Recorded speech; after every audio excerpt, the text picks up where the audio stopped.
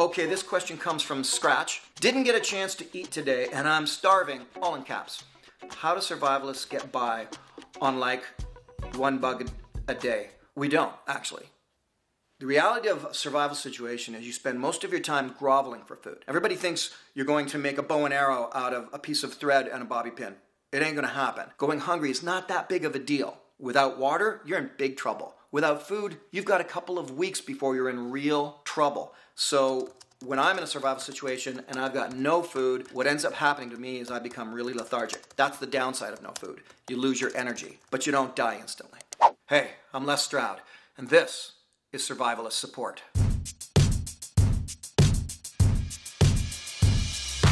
All right, first question comes from Just Mickey, and he or she asks, not sure if anyone watched Platform on Netflix, but wouldn't it be healthier to eat the maggots instead of the rotten meat? Okay, so first of all, full disclosure, I have not seen Platform on Netflix. Actually, I haven't even heard of it. But I have heard of maggots and I have heard of rotting meat, and I have eaten both. There is protein in both. Eating rotten meat is always the thing that seems repugnant to everybody in a survival situation. The reality is that you can eat rotting meat. In fact, many years ago, most of our cultures all ate rotting meat of some sort. We have it in many of our different recipes, if you will. Different things that we ate were often rotting fish, rotting fowl, rotting red meat. It goes on and on. The maggots are full of protein and sweetness and sugars. The real answer to this question, eat them both. All right, next question. Matt Voorhees asks, Real Les Stroud, that's me, serious survival question open to anyone. Went on a hike today and saw a baby bear in a tree. How close was the mom? With question mark, exclamation point, question mark, and exclamation point, so this person's excited. We immediately left the area. Okay, so an apex predator is like great white sharks, polar bears, African lions, Indian tigers. But a secondary predator is the kind of predator that may eat you, but it's likely going to be an accidental occasion. So black bears, cougars, even grizzly bears.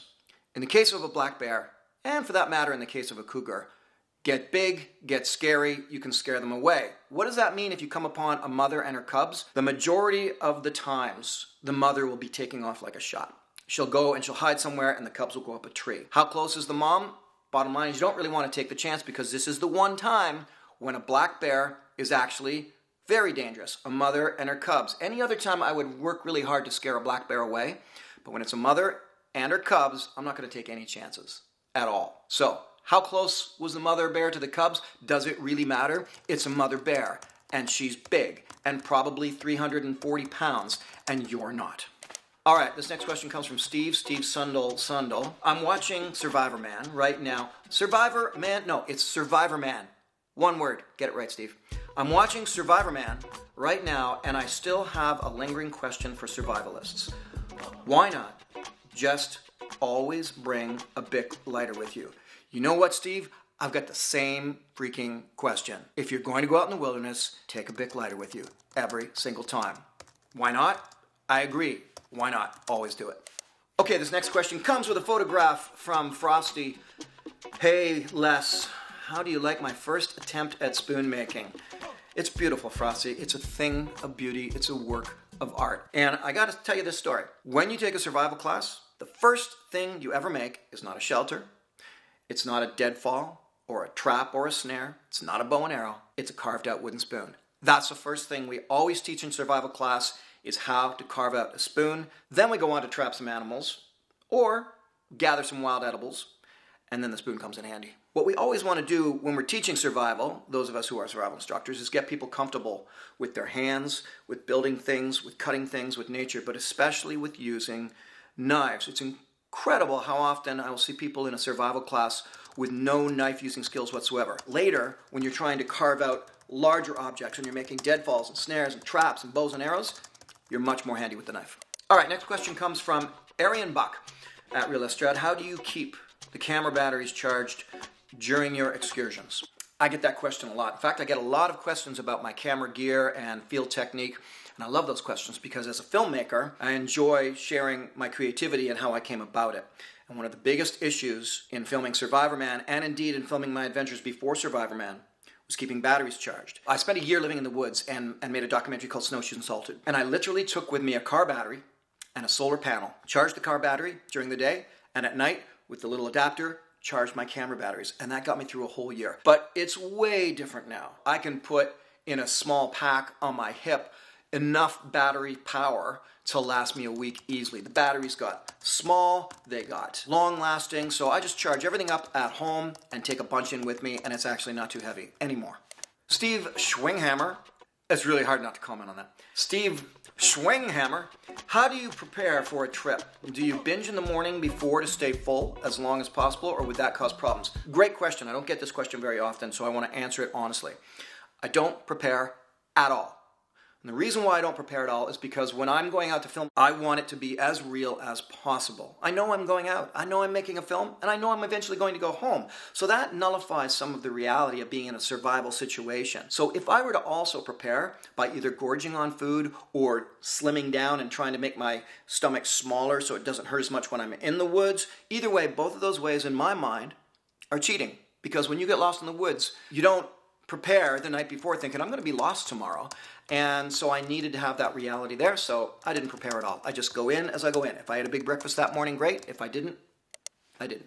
Tufos1 asks, Les, how do you disinfect your hands in the wild after handling meat you're about to cook? In this very disinfected society, I struggle because I believe and agree with science that points out that we have a lot of bacteria that is healthy and that we need. Now, out in the wilderness, there's even more of that healthy bacteria and even less of the nasty stuff we're going to get in the grocery store from a shelf. So I'm a big supporter of getting outside and getting dirt up your fingernails and being part of the bacteria that's in nature. So to answer your question, Tufos1, I don't disinfect my hands after handling meat I'm about to cook in the wilderness. In fact, I eat a lot of the wild meat I might catch or come upon raw, like carpaccio or sushi. I don't disinfect my hands, I go with the flow. I believe that it's actually made me stronger over the years. Chad Harmon asks, how do you keep from inhaling a ton of smoke when starting fire? It killed me the few times I tried, and I'm a smoker. You kind of don't. There is one trick when I'm doing the fire bow and I'm blowing into the embers and all that. You breathe, you just turn to the side. It's like, or if I'm down and I'm trying to get a fire going on the ground, getting it started again, it's like, so otherwise, absolutely, I've gone and choked and sucked in so much smoke. And meanwhile, you're trying to get your fire going. So not a good time to stall. So there's not a really great answer to that question other than turn to the side and breathe, dude. Krista wants to know, at Real S. Stroud, the following is suddenly driving me nuts. How does Survivorman brush his teeth while out there for 7 to 10 days? Or does he? Oh, you're never going to want to kiss me because I don't.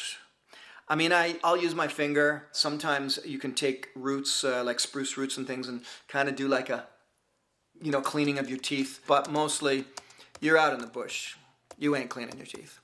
And yeah, it is kind of gross. At Trabant Girl, Les Stroud, if you truly only had one single pick at a survival tool, what would you pick no matter what the terrain? Easy answer, and I get this question a lot. I would have a way to start a fire. Now, oh, no, you gotta have a knife. No, you need an axe. Starting a fire is probably the most difficult thing in a survival situation. I don't want to rub two sticks together. Fire is just one of those things that serves so many purposes that I feel that the best survival skill is knowing how to get a fire going. So, my number one tool, a method to start a fire, preferably a butane torch lighter style. All right, hopefully I'm pronouncing this correctly. Eddie Minion at Real Les Stroud, thoughts on Altoid tin survival kits as set and forget items. What would you put in yours? Interesting question. Don't get me going on survival kits. Here's the first way I want to answer this question, is to say, if you're going to have a survival kit, do not buy it off the shelf. Don't do it. Turn away, walk out of the store. Come back when you're ready to seek out your own items for your survival kit. Pick the things that are high quality, know that you know how to use them, learn how to use them, put your own kit together. That's the answer I will always give as far as which is the best survival kit to have. It's the one that you make yourself with items you've sourced that you know how to use. Because anything else is just a case of trinkets. You open it up, most of it's probably going to be junk if it's bought off the shelf, and half the time you won't even know how to use them. So that's my answer.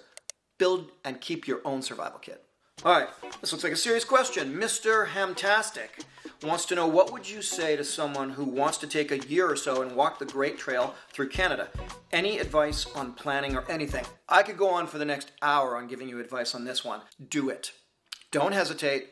Do it. Don't think about making money over that period of time or the money you have to make before you go in or what you're coming out to. Just do it. Too many of us do not embark on an adventure because we're obsessed with or concerned about our at-home lives, our regular lives. If you're going out alone or you've got a partner, I say do it. I spent a year living in the woods, and I remember getting a question one time, how can anyone afford to spend a year living in the woods? And the crowd went a little silent, and I just took a breath, and I just answered, you can't. And I got a standing ovation with that answer, because the truth is, you can't put these roadblocks in front of you before you're about to embark on a great adventure. Just embark on it. Prepare for it. Write things down. Make a lot of lists. There's my pragmatic answer for you. Write down a lot of lists. Get it all focused in and go for it. Mike Henley asks, what would you say are the top 5 edible winter plants in the Temagami region? For those of you who don't know where Temagami is, in my opinion, the canoeing mecca of the world. There is no place where you can carry out long distance, river to lake to river canoe trips like you can in Temagami, Ontario, Canada. It is stunning there, and not very many people go there. It's not a major national park kind of situation. So you have stunning vistas, amazing canoeing, and not very many people there. It's fantastic. So it's a great question to ask, but it also leads me down another road. Top 5 edible winter plants in the Temagami region. This is a tricky answer because, as I like to say, in a survival situation, if you're not on a tropical island, it's pretty hard to be vegan. It's pretty hard to be vegetarian. It's almost radically impossible. So you need to be able to, in a winter situation in Temagami, catch game, like snowshoe hare, which are easy to catch. Just the same, to answer your question, Mikey, certainly cattail is always a good winter one because you can, if you can, get through the snow, through the ice, down to the bottom, through the freezing cold water. The growth for next year is down there. And they can be anything from 1 inch to 6 inches long. And it's a beautiful, edible, it's kind of like a cucumber. Other than that, you're reduced to a lot of wild teas, spruce teas, pine tea, willow tea, birch tea. Boy, that's about it. It's hard to gather wild edibles in the wintertime in northern Canada. But go to Temagami, you'll love it. Okay, with the radically esoteric and creative web name of Graham, he asks, I've got a long trip in the Scottish Highlands in winter. What should I pack in my car for an emergency? Whoa, great question, Graham. I can't say this enough that, when I teach about having survival kits, there's my personal survival kit, there's the group survival kit if I'm traveling with people. I'm also teaching survival kits for in the home survival kit. But what's often overlooked, and it's so easy, is a car survival kit for emergencies. So really the first thing you need for your car is, one of those sort of bins, plastic bins with a nice tight-fitting lid. Size-wise, enough that could take 12 bottles of wine or 24 bottles of wine, about that big. And in that, you pack everything you think you'll need. Some way to start a fire, way to cook and boil water, insulation material like a sleeping bag or something like that. It's your car. You can set up an emergency kit for your car and just leave it and forget that it's even there. And that afternoon that you decide to take that shortcut because it's going to be so cool. Oh, I wonder what that's going to be like over there. And that's where you get the flat tire and you notice that your spare's also flat. You're going to thank me for having a car survival kit. So what should you pack in it? Use your own sort of powers of intuition and ingenuity. What do you think you need if you were stuck with that car on a remote hill in the Highlands of Scotland? Kathleen Stokes Phillips asks, gotta ask you the silliest question. Well, actually, she's asking it all in capitals, so. Gotta ask you the silliest question. Where do you find toilet paper to go poo? LOL. Depending on where you are, usually the best toilet paper in the woods is moss. Most of the moss you'll find, if not all of it, is not poisonous to the touch. Leaves are tricky. You do not want to wipe your butt with poison oak. You do not want to wipe your butt with poison ivy. You do not want to wipe your butt with a cactus plant. So, find moss, best toilet paper. In fact, my favorite kind of moss, which Sadly, for the lower 48, you can't really get, but up in the boreal forest, there's a moss called sphagnum moss. And for years, it was actually used by indigenous cultures as their diapers, as their toilet paper.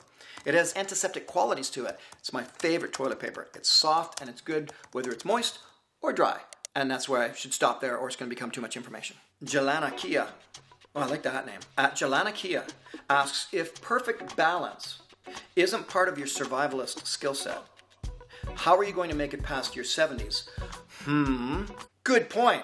You might not do so well, and that's why I still to this day, and for the sake of a guy with a back that is beaten up by carrying canoes, heavy packs, and playing hockey, I still do yoga every single day because balance is important. Something that's overlooked in a survival situation is one of the key components of whether or not you will survive something is actually your fitness level. And so even for hardcore wilderness survival, my yoga helps me a lot. When I gotta scale that rocky area, climb through that, go through that swamp, balance is really important. So how are you gonna make it past your 70s without balance?